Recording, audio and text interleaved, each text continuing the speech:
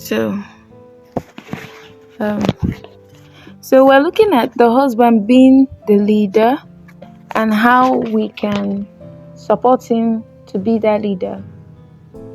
So the father, that's the husband, he's the head, he's the president, and he's the spokesperson of the family.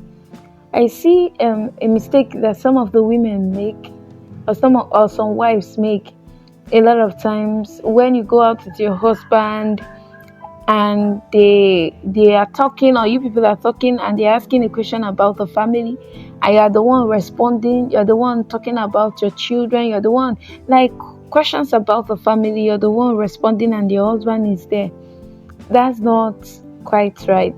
Okay, so he's the spokesperson of the family. I'm not saying you shouldn't respond, but I'm saying you should actually give him room to respond. There is this story I heard of a woman that she was actually doing this. So the husband would start off a conversation when they are eating out with friends, and because he's not very fast in articulating things, she would just take off the story and finish it off for him and all that. It was just a way of trying to save him from embarrassment, and all that. But after a while, she learned her lessons, and what she started doing was, when she's having such conversations, they are having such conversations, she will ensure that she points everyone to the husband and make everyone pay attention. And then he started picking up his speed. After a while, he got better with conversations, and people now started enjoying him because the wife actually puts faith in him and had the patience to allow him to take the lead. So most times it's not that the men do not want to take the lead, it's just that the woman do not know how to let them take the lead and support them. So it's actually evident that the man is the head of the wife, is the leader, is normal. Okay, from the scripture, that's our standard. So people who are following what the UN said, what the government of their country said, or whoever that said, they can actually do anything. But because you are following the scripture, it is clearly stated that the husband is the head of the wife and the head of the home. So we're now going to study what makes a leader and how, as a wife, we can support him to be that leader. Number one is the leader determines the family rules. Okay, so when a family is organized, rules for living must be established.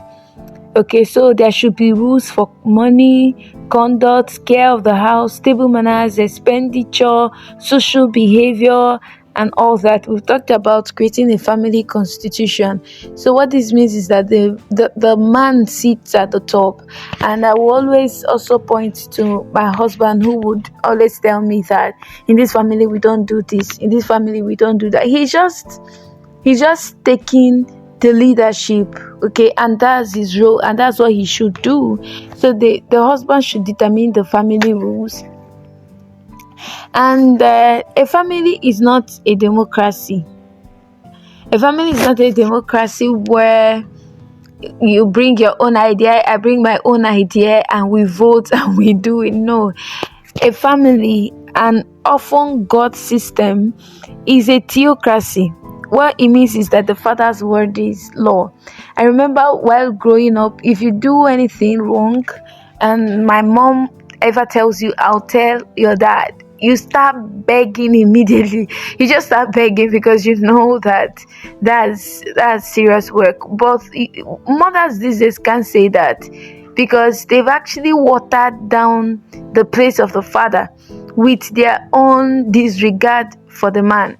So it is only a man you regard that you can use to actually do that kind of thing with your children. But if you don't regard him, the children won't regard him, and you can use such statements, and that's very appalling.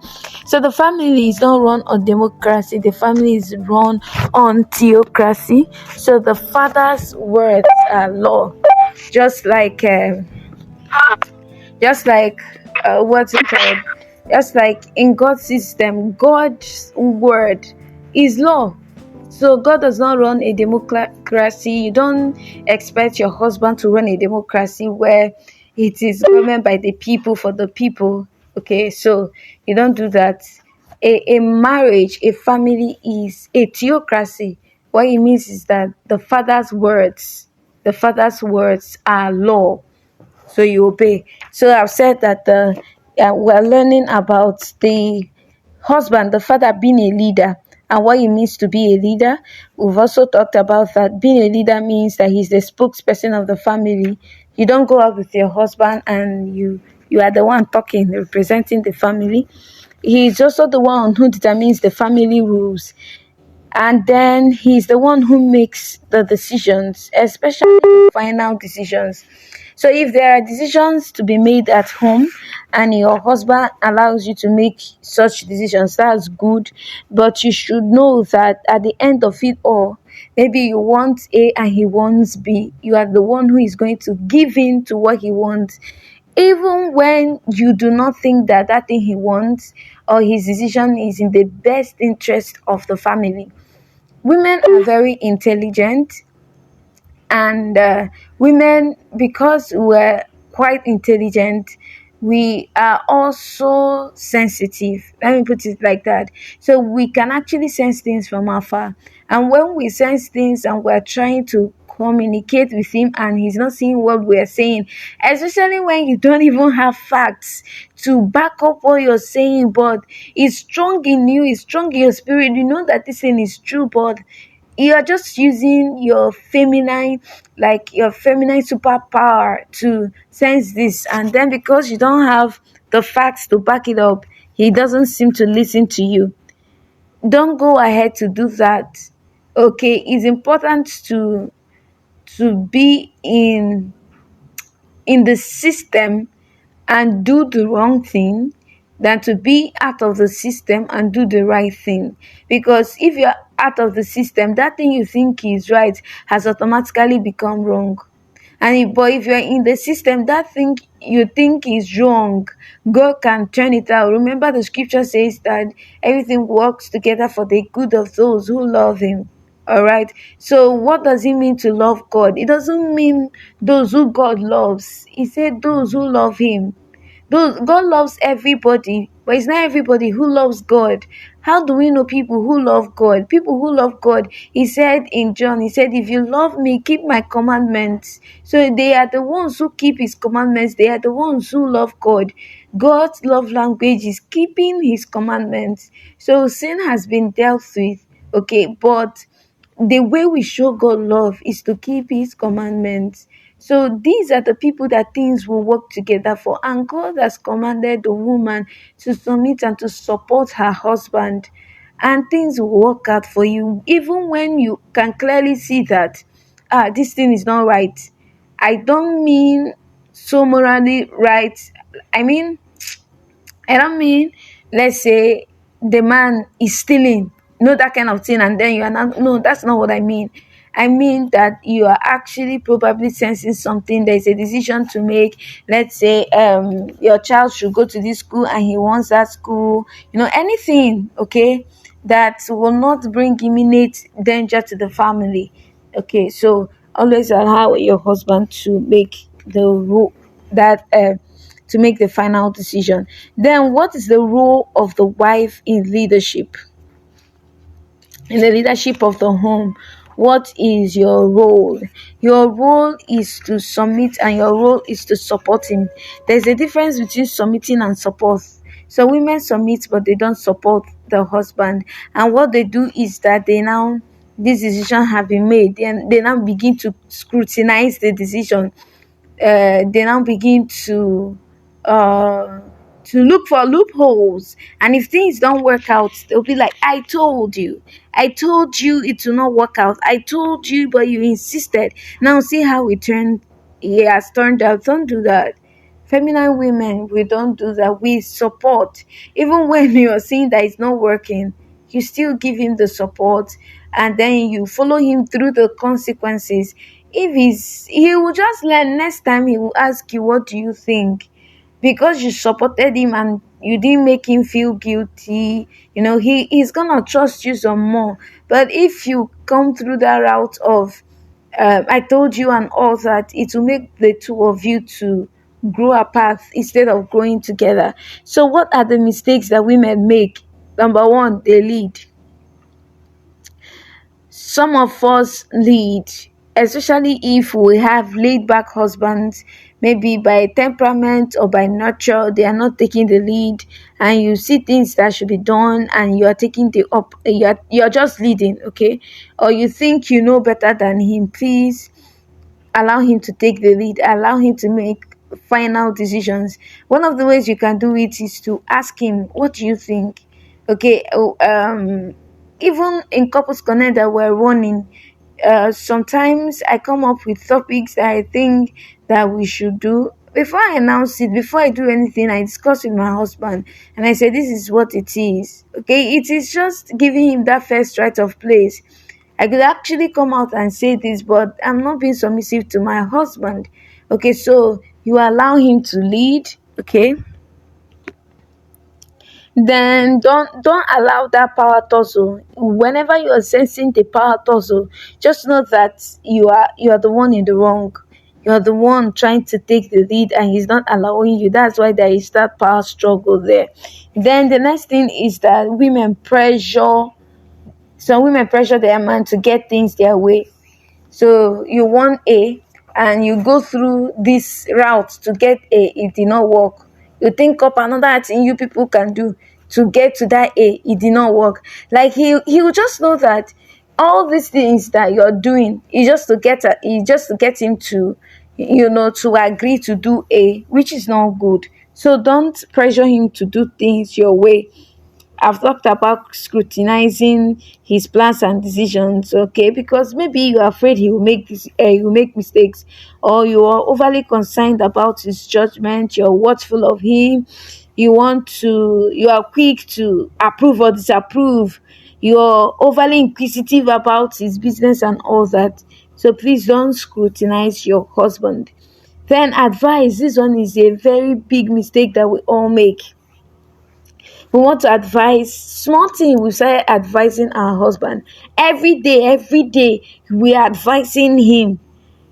I learned this also early, that when a man doesn't solicit your advice, don't give it.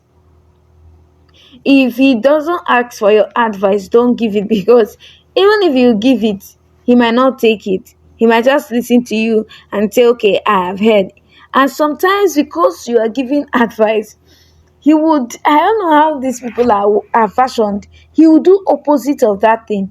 Even when he knows that your own is better, he will do opposite of it. Why? Because he doesn't want it to look like you are the one controlling him. He doesn't want it to look like you are the one, like, calling the shots or bringing all the good ideas and all that.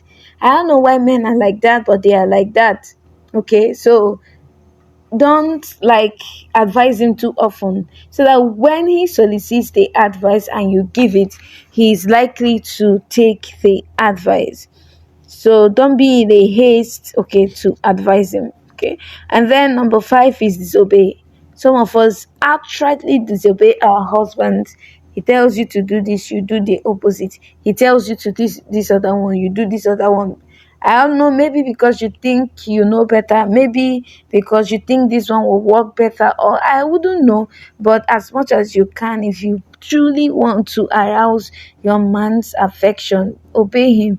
So if you want to be his baby girl, you don't see any baby, let's say a 2-year-old girl with the father, and the 2-year-old girl is the one advising the father. If you can actually put yourself in the shoes of a girl and ask yourself, what will a girl do in this, what will a 5-year-old do in this situation, it will just help you to slip into your femininity. It will help you a lot. So how are you going to be the perfect follower? Number 1, honor his position. So I would always tell us that he's a husband is an office, a wife is an office. that people are occupying. So your husband, if you have a drunkard president, the president of Kenya is a drunkard, it doesn't matter. He will have his aides, he will move in his convoy, he will have all the rights and privileges of a husband, if of a president, even when he is a drunkard, even when his character doesn't fit or suit the office he's occupying. We elected him into office, so we still have to give him the rights and privileges due to his office. So that's the same way it is with the husband. You married him, you elected him into the office of the husband, so you also have to give him the rights and the privileges that are that accrue that office. You understand? So honor his position. You're not just honoring a person, you're honoring a position. Okay? And that position is the position that Christ has. He says, honor your husband. He said, you submit to him like you would submit to Christ. So I removed my husband and superimposed Christ. Like when I do things, I look at him as though I'm doing it for Christ. And my expectation of him, I look at it as a human being responding. So I don't treat him like a human being. I treat him like I'm responding to Christ. And then my expectations of him is like he is human because he's gonna make mistakes. That way, he has helped me to be a lot more gracious with him. Number two, on how you're going to be a perfect follower is to let go of the reins of the family, of the, like, that power. Okay, you just be surprised how you you get along with him. So don't try to hold on to things, don't try to hold on to control. Let go of things. Then number three is have a girlish trust in him. Okay, so don't be overly, like, interested in the outcome of things. Being interested in being in the right position. Trust him. Will he make mistakes? Yes. Will there be consequences with his mistakes? Yes. If you will willingly follow him and trust him, after a while he will learn to seek your opinion. Because if both of you suffer and you suffer happily with him because of the mistakes that he has made, you're following him, you're supporting him, it is just natural that in the next decision he's going to ask you, honey, what do you think? And then we'll also learn how you should advise him.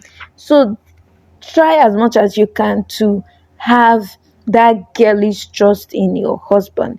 Then be adaptable. Some of us are so rigid.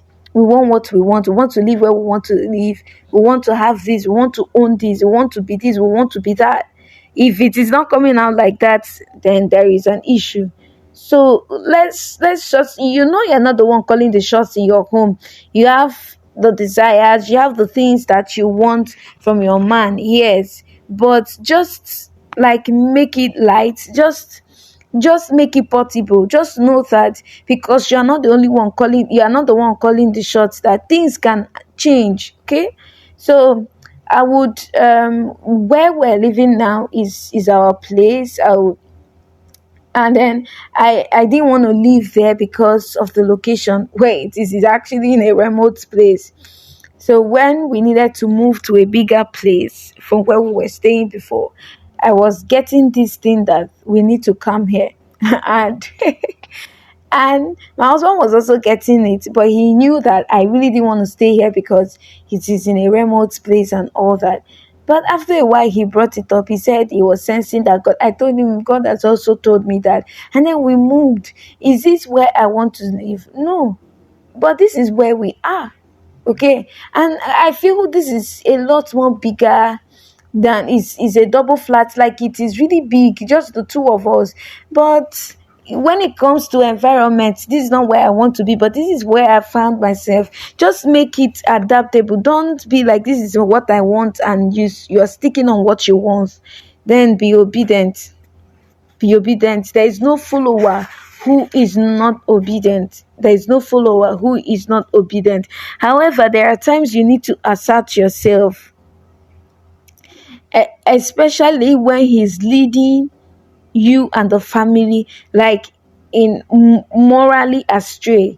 let's say asking someone to sleep around, or asking someone to steal, or asking someone to lie, those kind of stuff. So you need to maybe assert yourself in those times and say, please, this is not right, we should not do these things. Okay, so but in other areas, as much as you can, please obey your husband. So how are you going to give a man advice? Let's learn how to advise a man, because if you don't go about it the right way, he's going to resent you. Like, it's going to be looking like you are mommying him, you are now his mother. Okay, so which is not what you are, which is not who you are. So how do you give feminine advice? Number one, ask leading questions. Okay, so leading questions, like, there are times when you come and give your husband advice, he will now ask you, like, did you think I've not thought about it? When they ask you this question, just know that you're going about it the wrong way. Okay, but if you had come at him and say, have you thought of doing it this way? It's the same thing of, like, let's say you want to tell him, cut down on your expenses. Instead of actually coming to say cut down on your expenses, you can now say, have you thought of cutting down your expenses? Okay, so it now give the person the room to respond. He's saying, yes, I've thought about it, but how about this, how about that? You now ask, have you considered the possibility of this? So the key word here is you. Okay, so you just ask leading questions instead of actually coming out to tell him what to do. Ask him leading questions that will now, like, open up a conversation. You now begin to even find the things that are in his head. Okay, so ask leading questions, and when he is talking, please listen. No, don't try to hear him. Some of us, because we have what we want in our head immediately, this is what we want in our head, we are not listening. We're just saying, finish talking, I want to tell you my own, finish talking. That's the attitude we have conversations with. No, you pay attention and listen, because if you're a clever woman, you will not even give advice at all. You will walk him into what you want him to do. Let's say you want him to, cut down on his expenses. There is a way you will do it. You get him to the point where he has arrived to that decision of cutting down his expenses by himself, instead of you actually telling him. And when he arrives, you are leading him on, like you're leading him to that point. When he arrives there, he will own the decision. It will make you, it will feel like this is a decision he made, not the one you are telling him, or the one you made him to make. Okay, so you listen. Then number three is you express insight. So these words like I feel, I sense, I perceive, I suggest. Okay, these are ways to, I think. Okay, like, avoid words like I think, I know. It's just, I don't know how to put it. Let me say, it's just masculine. Like, it's just like, this is what it is, and it is what it is. It is cast on a stone. So when you say I feel, when you say I think, it gives room. It makes it look like, my husband taught me this a lot of times. He will now tell me, you are not there's a way like, what you think is not the 100%. So give room. You might be wrong. Say I feel, say I sense, say I perceive. These are normal communication ethics, but it works a lot in male female relationship. Then this one is a deal breaker for most masculine wives. Don't appear to know more than he does. He say, but I know more than him. Yes, but don't appear. You remember, you are his baby. There is no baby that knows more than the father. Okay, so don't appear to know that you're overly wise. You have all the answers. that you surpass your husband in intelligence. I used to be very bad at this. Like, I used to do it a lot. Like, I'm trying to show, and my husband would be like, "There's no competition here," and I learned. So don't appear to be an authority, especially in the areas where he should lead. Okay, so one of the ways you do it is that he's saying something and you're asking why. He now says, "Let's do this." You're asking a lot of why. He said, "Let's do this one." You say, "Why?" He said, "Let's." Sometimes he says, "Let's do." You say, "Okay, sir. When are we starting?" That's girlish trust. You are not, when you begin to ask a lot of whys, it's now as though you're questioning his intelligence. It now appears as though you're questioning his position. Okay, so it's like your teacher coming to tell you come to school early, and you are asking the teacher why.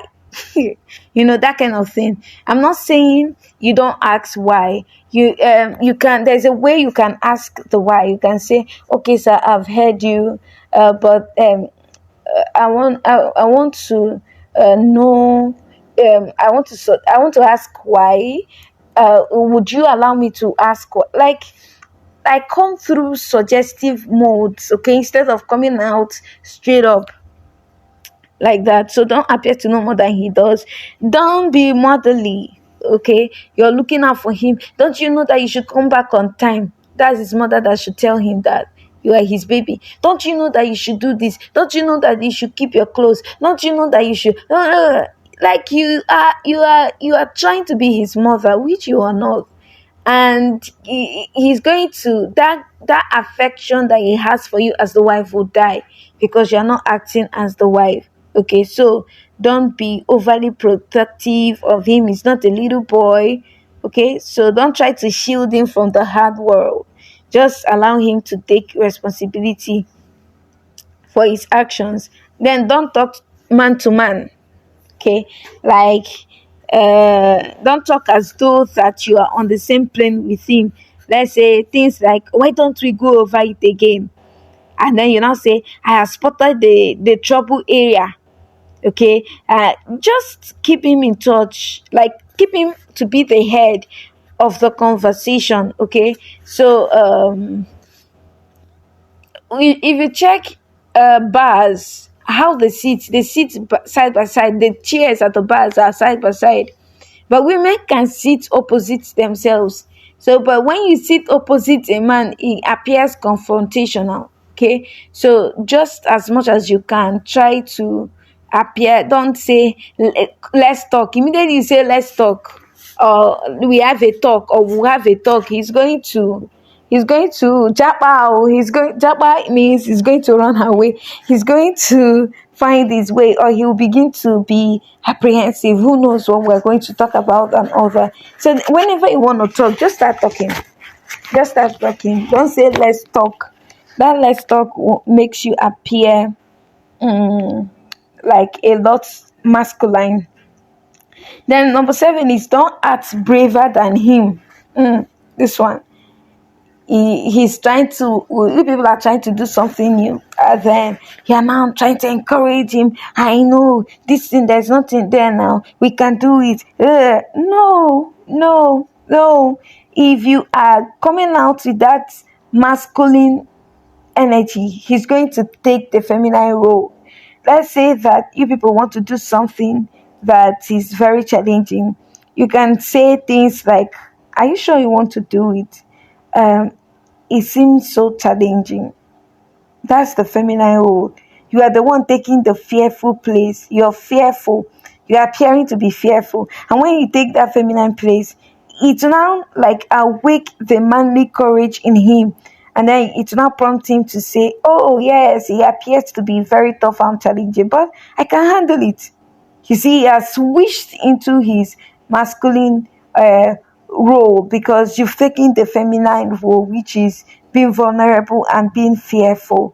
Okay, as against, you are trying to encourage him and you're saying you can do it. No, no. Just take the feminine side of fear. That's how to arouse the masculine side of courage. So don't have unyielding opinions. it is what you want that is you want. If it is not your way, it's not going to work. It is you. That's not how it works. So please don't have unyielding opinions, okay? They lead to arguments, oppositions, and all that. Don't do that. Then finally, don't insist he does things your way. Okay, so give him advice as sparingly as he asks for it. Okay, so don't give more than he's asking for, and don't insist. Some of us, our husbands cannot tell us no and you are happy. Let me dwell a lot here. You are saying you are discussing with him, or he comes, he tells you this is what we're going to do. Like there is a decision my husband has made that we're going to do from now till December, and he's telling me, he even told me, I'm not seeking your opinion, this is what we're doing. I'll say yes sir. He said this is what we're doing. I'll say yes sir. In this one he said whatever you think doesn't matter, this is what we're doing and this is what we're doing.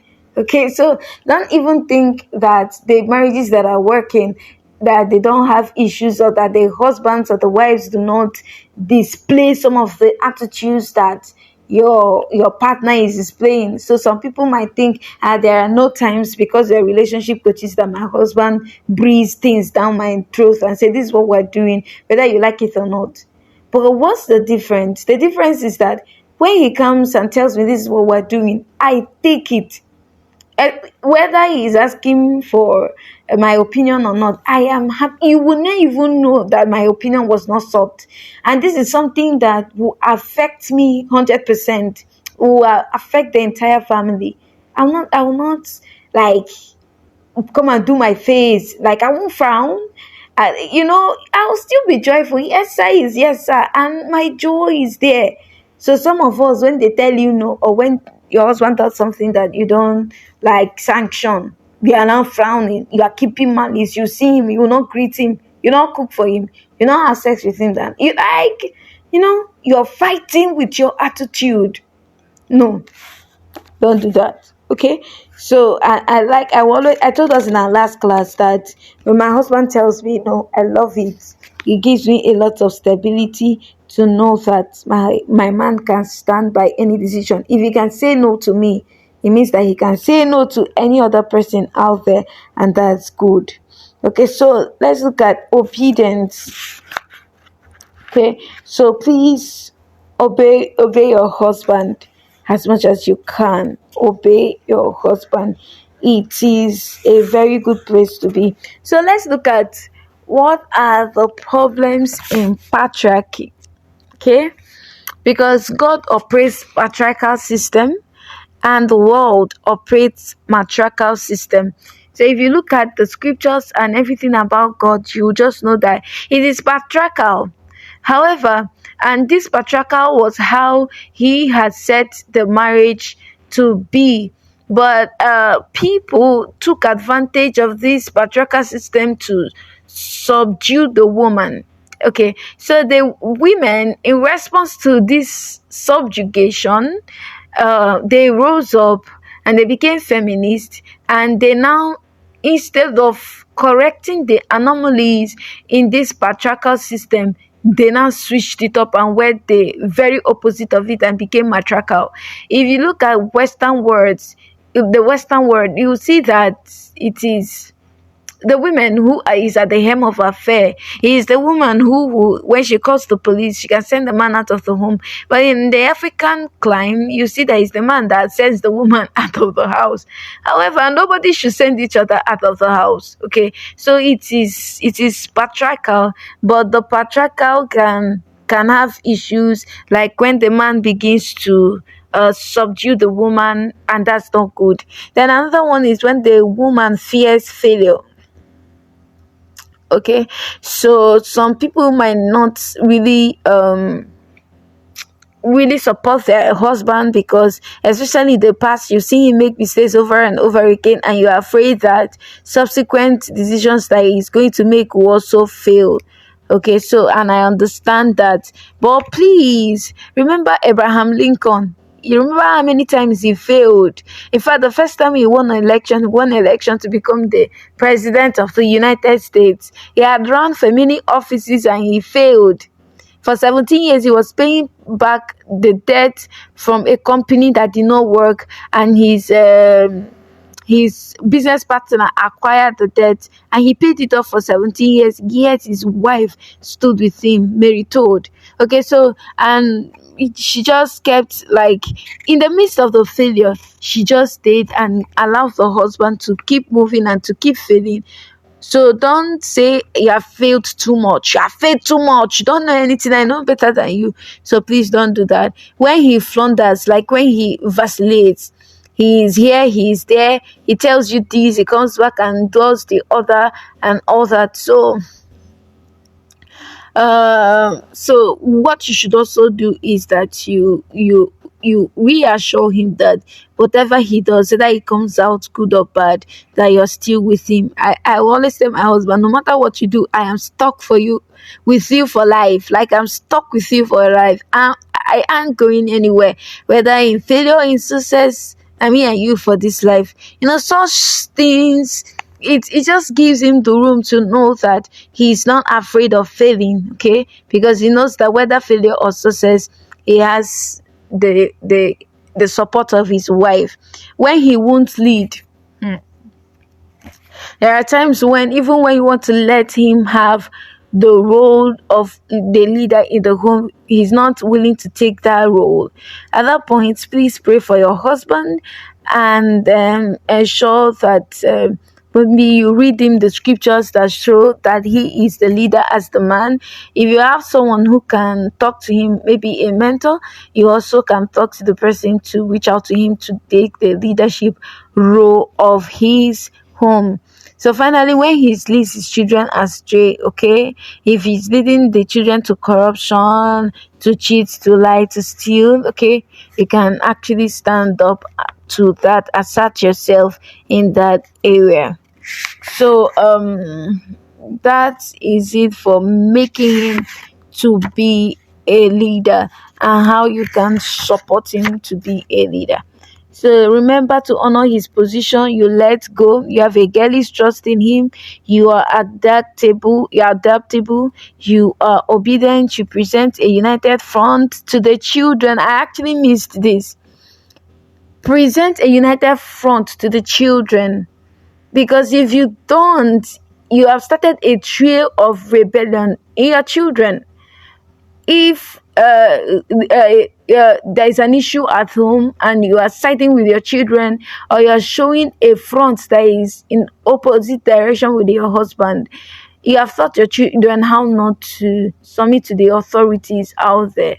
Okay, so always present a united front, even when you don't agree with him. Okay, you people can try to sort out your issues away from the children, but never ever before your children show that whatever your husband has said, that you do not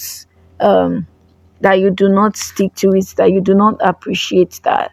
Don't do that. Okay, most of the issues that we have in the world, rebellion, Gen Zs are no longer afraid of authority, listening to the authorities, because the women missed it. Okay, so they missed it and they became equal with their husbands. Their husband will say A, they will say B. Some people, their husbands will say A, they will say Z. So there are two parallel lines that can meet. There's no way the children in such marriage will go out and be obedient to the authority, because there are mothers who should show them that example of being submissive to authority, didn't. So with this, we've come to the end of the class. I recorded some videos today, and over the weekend, I'll try to record more videos to help us to run faster. So at this juncture, I will stop and then have us ask questions. So if you have questions, so I'll stop recording and we can ask questions. Thank you.